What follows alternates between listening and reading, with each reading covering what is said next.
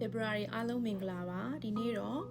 Library လေးတွေရဲ့အကြောင်းကိုပြပြပေးသွားမှာဖြစ်ပါတယ်အဲ့တော့တူရသည်ခွင် Libra ဆိုတာနဲ့အားလုံးကဘာကိုပြင်းပြပြီးသားလဲဆိုတော့ချိန်ခွင်တစ်ခုကိုပြင်းပြပြီးသားဖြစ်ပါလိမ့်မယ်အဲ့တော့ Library ရဲ့သင်္ကေတเนาะသူတို့ရဲ့စာရဲ့သင်္ကေတသည်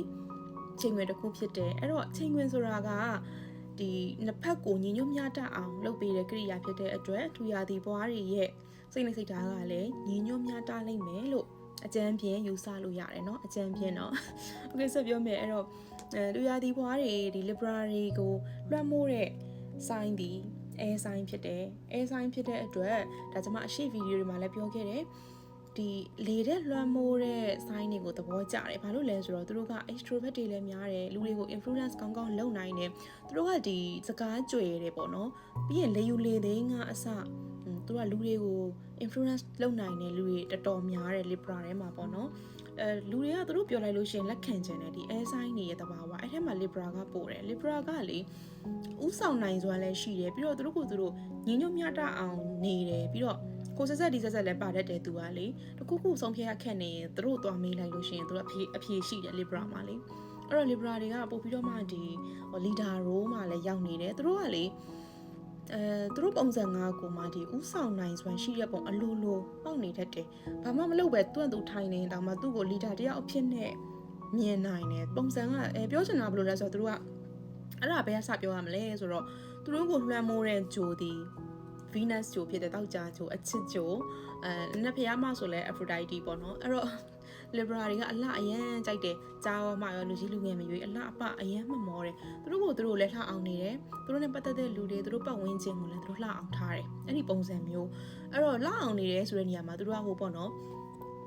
Libra ကဘာလဲဆိုတော့ဒီအဝတ်စားတွေဝတ်တဲ့နေရာမှာလဲသူက standard တစ်ခုရှိတဲ့ပုံစံမျိုးကိုသွားတယ်သူကneat and tidy ဖြစ်တဲ့ပုံစံမျိုးသဘောကျတယ်ပေါ့နော်ဟိုလေအစင်တစားတွေအရန်ရှုပ်ပွားပြီးလှတာမျိုးကကြတော့အဲ့ဒါမျိုးလည်းအလားတစ်ခုတော့ရှိရဲဒါပေမဲ့အဲ့ဒီအလားမျိုးကိုသူတို့သိမကြိုက်ဘူးသူတို့ကြိုက်တဲ့ပုံစံကရိုးရှင်းတန့်ပြန့်ပြီးတော့မှဟိုကြည့်ရတဲ့နဲ့သူတို့မှုှကြိုင်တန့်ပြန့်ပြီးလူကြားထဲမှာထင်းထွက်နေတဲ့အလားတစ်မျိုးကိုသူတို့ကြိုက်တတ်တယ်သူတို့ကိုသူတို့လည်းအဲ့လိုနေတယ်အဲ့တော့အကောင်းလည်းအရန်ကြိုက်တယ် Libra ကလေပစ္စည်းတစ်ခုခုဝယ်ပြီးဆိုလဲသူတို့ကဟိုဈေးကြီးပါစေကောင်းတာပေးအဲ့လိုပုံစံမျိုးသူကသူကဘယ်လိုအကောင်းကြိုက်တယ်အလှကြိုက်တယ်ဘာလို့လဲဆိုတော့သူတို့ကိုလှမ်းမိုးထားတဲ့ဂျိုကကို Venus ဂျိုဖြစ်နေတာမို့လို့ပေါ့နော်အဲ့တော့သူတို့ကိုသူတို့အဲ့လိုနေတယ်အဲ့တော့သူတို့ကိုကြည်လိုက်အမြဲတမ်းတန့်ပြန့်တန့်ရှင်းပြီးအိမ်မှာဘယ်လိုနေလို့တော့ကျွန်မမသိဘူးပေါ့နော်သူတို့အပြင်မှာမြင်လိုက်ရင်တော့သူတို့ကလေအရန်ကိုဟို smart ဖြစ်တယ်သူတို့ယောက်ျားလေးက main ကလေးကိုကြည်လိုက်လို့ရှိရင် aura တခုကဘေးမှာလင်းနေတယ်လို့မျိုးဘာလို့ဆိုတော့သူတို့ကိုယ်တိုင်ကလည်းသူတို့ရဲ့ဒီတကိုရေတန့်ရှင်းရေးတို့ဒီပြီးတော့ပုံစားပုံကအစားခရုတစ်ဆိုင်နေလေးရှိတယ်အဲ့တော့သူတို့ကိုကြည်လိုက်ရင်လိုရှိန်စရာကောင်းတယ်သူတို့ကိုကြည့်ရတာပေါ့နော်ပြီးရင်ဟို air sign လွှမ်းမိုးတဲ့ခါကျတော့စကားလေးကလည်းပြောတတ်တော့လေယူလေသိန်းကလည်းအမလေး Libra ကို short မတွက်နဲ့နော်အိမ်မှာများလေ့ကျင့်နေတာတော့မသိဘူး Libra တွေတော်တော်များများခါလေစကားပြောရင်သူများနဲ့တိတ်မတူဘူးလေယူလေသိန်းကအစသူတို့ကတမျိုးလေးဖြစ်နေတာသူတို့စီချက်ညီညီနဲ့ပြောနိုင်တဲ့စကားကိုလေတချို့လူတွေဆိုလို့ရှိရင်တိုင်မှန်လူဆိုလို့ရှိရင်စကားပြောရင်ဟိုလုံးထွေးတာမျိုးတို့နဲ့ပြောတာမျိုးတွေတိတ်မဟုတ်ဘူးသူတို့ကစကားပြောလိုက်လို့ရှိရင်သူတို့ကတစ်ချက်ချင်းချက်နဲ့လက်နဲ့ပြီးရင်လေယူလေသိန်းလေးနဲ့သူတပားနားဝင်အောင်ပြောတတ်တယ်အဲ့တော့ Libra တွေကဘာလို့လဲဆိုတော့လူတွေကိုအဲ့လို influence လုပ်နိုင်တဲ့ခါကျတော့သူတို့ကဟိုမနချီထဲမှာမပါအောင်နော်မနမကြည့်ဘူးသူတို့ကလူတယောက်ကိုတွေးလိုက်ပြီးဆိုရင်သူတခါတည်းဆုံးဖြတ်ပေးတာဒီလူကဘယ်လိုလူလဲဆိုတော့သူကဆုံးဖြတ်လိုက်ပြီးသဘောကသူဆရာတင်ရမဲ့လူလားသူလေးစားရမဲ့လူလားသူနဲ့စီးပွားတူလုပ်နိုင်မဲ့လုပ်ငန်းရှင်လားဒါမှမဟုတ်လို့ရှိရင်အရက်သူတောင်းမဲ့ပေါ်တာလားဒါမှမဟုတ်သူ့ရဲ့နောက်လိုက်နောက်ပါလုံနိုင်တဲ့လူလားအဲ့ဒါမျိုးသူကတခါတည်းအကန့်ခွဲပြီး grade ခွဲပြီးသူကခါလေးကြည့်ပြီးသားဘလို့လူကိုဘလို့စကားမျိုးနဲ့ပြောရမယ်ဆိုတော့ Libra ကကျွမ်းတယ်အဲ့လိုမျိုးပြီးတော့နေရာတကာမှာတကယ်လဲဥဆောင်နိုင်တယ် Libra တွေကဥဆောင်ရတာလဲကြိုက်တယ်သူတို့ကဟိုဘယ်နေရာမှာမဆိုထင်ပေါ်ခြင်းနဲ့စိတ်ရှိတယ်ထင်ပေါ်ခြင်းနဲ့ဆိုတာလေးကိုအရင်အတင်းလုပ်ယူတာမျိုးတော့မဟုတ်ဘူးသူတို့ရဲ့ဒီပင်ကို nature တဘာဝကကိုမှ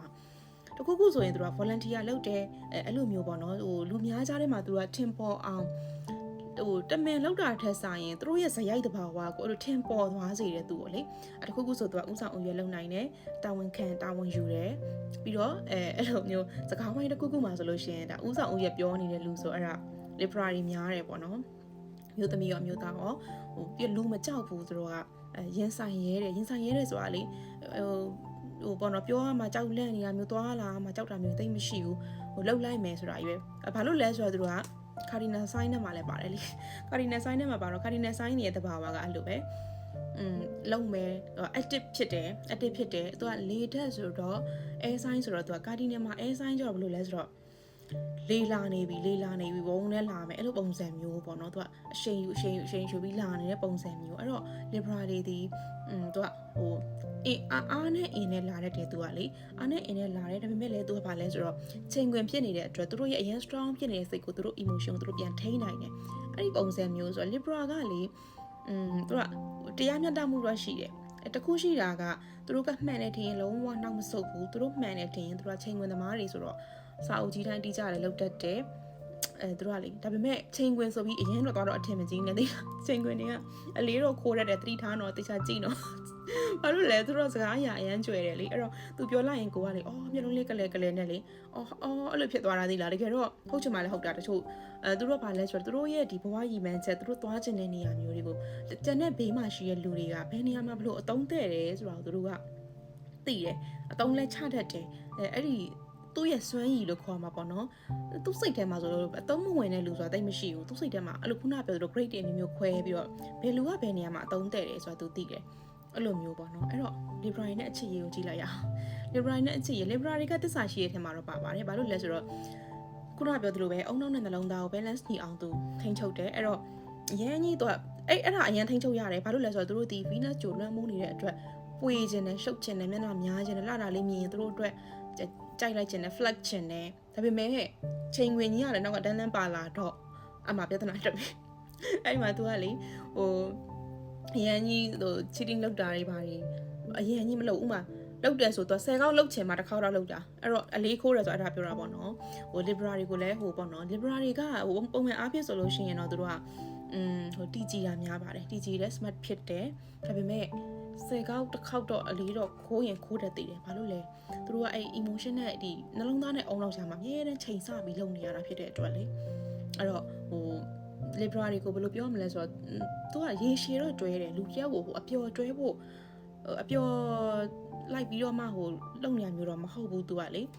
တာဝန်ယူတတ်တယ် Libra တာဝန်ယူတယ်တဘောကလေအဲ့ဒါဝင်သူဒီနာဆွန့်ခွာခြင်းမီဆိုလို့ရှိရင်လေသူအဲ့အတွက်သူကိစ္စတွေသူကုန်ရှင်းပေးသွားတတ်တယ်အဲ့လိုမျိုး Libra ကပြီးတော့ Libra နဲ့ဟို Libra ရဲ့တစ်ခုရှိတယ်သူတို့စကားအပြောဆို standard တစ်ခုရှိတယ်သူတို့ကိုသူတို့အရန်ကိုပြောရမယ်ဆိုလို့ရှိရင်ထက်တန်းကြတဲ့ပုံစံမျိုးသူတို့ကိုသူတို့ဖန်တီးထားတာရှိတယ် Libra ကဖန်တီးထားဆိုသူတို့ရဲ့မွေးရပါအကျဉ်းစရိုက်လည်းပါတာပေါ့နော်အဲ့တော့စကားပြောဆိုလို့ရှင် Libra တယောက်ကအရက်ဒီရက်ွက်ထဲမှာမူးပြီးဆဲနေရမျိုးတိတ်မတွေ့ရဘူးသဘောကလေသူကစကားပြောအဆိုဟာအစသူကဟိုပေါ့နော်ထိန်းပြောတယ်စိတ်တူတိုင်းလို့ခနဲ့မပြောဘူးထိန်းပြောတယ်သူတို့ကိုသူတို့လည်းဒီဘောင်းဝင်အောင်ပြောတယ်စကားကို channel နဲ့ပြောတတ်တယ်ဒါပေမဲ့ Libra အဲ့လိုမျိုးအရန်ရင်ကျေးတဲ့ထဲမှာပါတာပေါ့နော်အဲ့တော